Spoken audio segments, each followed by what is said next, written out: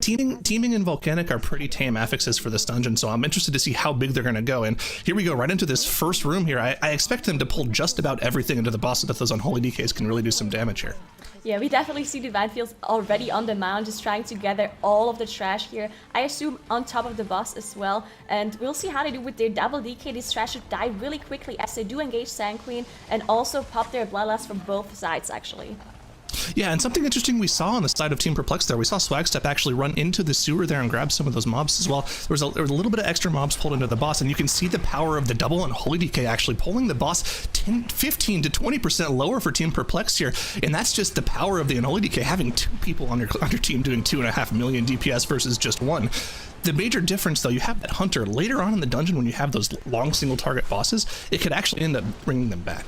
Yeah, Hunter is very popular now, especially for the time trials. And I've talked to some of the teams. They said Hunter just scales so well with the corruption, with the crit that they can choose on the tournament realms, and it just constantly has cooldowns up. So very, very consistent, high AOE damage and very high single target damage as well, which might actually benefit them later on, as you mentioned. But Perplex already on 3%. They're gonna down Sand Queen now any second, and as you mentioned, Felucca just a little bit behind in that single target damage. Yeah, it looks like they beat the second upheaval cast too, which is a big time save. You can see the second upheaval's happening for Team Felucca right now, and they have to just sit there and wait for the boss spawn. That's about 5 to 10 seconds of downtime, and as we know in these MDI settings, those 5 to 10 seconds can add up quickly. Every single death also 5 seconds, so you really want to make sure you're beating these tiny little breakpoints to make sure you can get through as quickly as possible.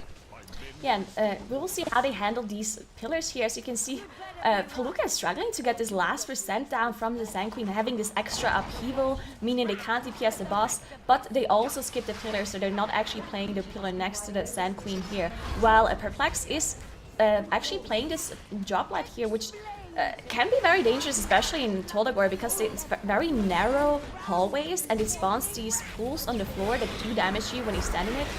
It spawns pools underneath the boss, and it also spawns 2 pools underneath random players. So with very limited space, it can cause you to having, like, maybe you can't move anywhere anymore because there's pools in front of you and pools in the back. So you definitely need to be careful, especially also with these tentacles that cast a single target channel on random targets that do a lot of damage and also slow you.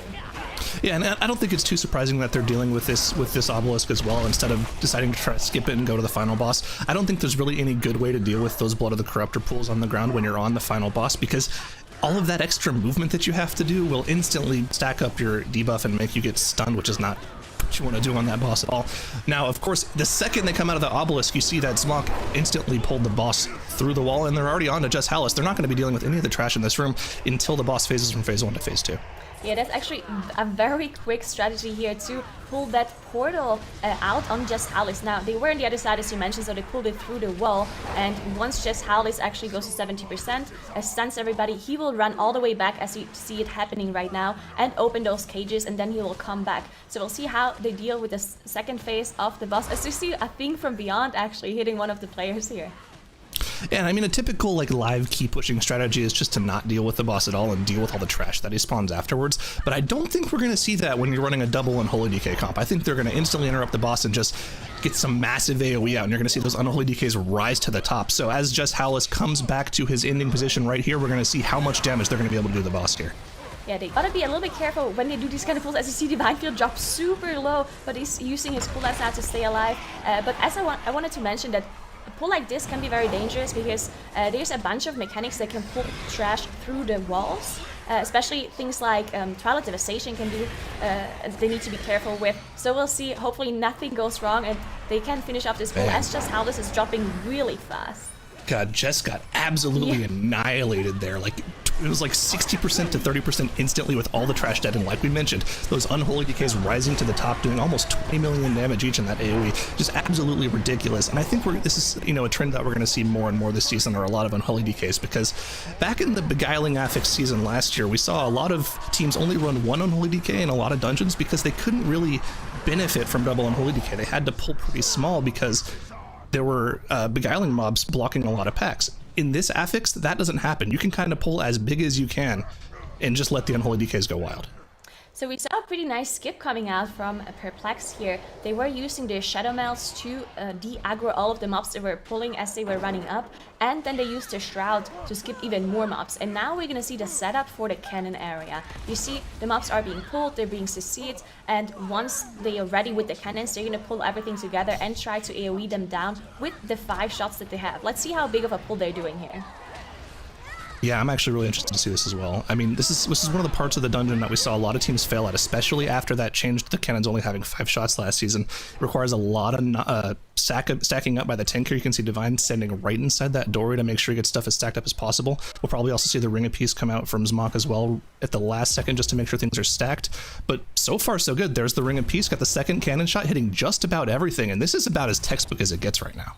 Yeah, that was a beautiful Ring of Peace coming out to also just prevent the mobs from running any further, so the cannon shot actually hits all of them. Now, I think they used all 5 shots, so they have to finish off the rest of the HP from these mobs like that, but they hit almost all of them with all shots, so very well executed by Perplexed here, as they're going to be moving on, and they still have 2 cannons left, and we will see what big of a pull they do with those cannons. They're already on 68%, 69%, 71% of trash now, and 0 deaths, a very clean run by them so far.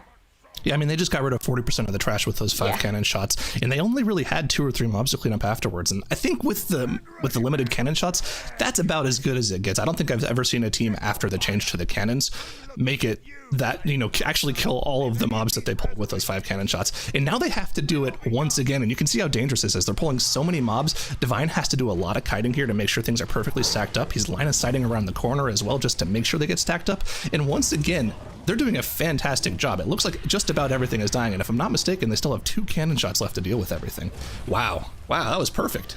Yeah, it looks so easy when a team like this pulls it off, right? But there's so many difficult things when you set up this pull, because these mobs, of course, they also have range abilities. They can silence you. They can just one-shot you as well if you have aggro, and it's very dangerous to stay in line of sight. So you need to be perfectly positioned.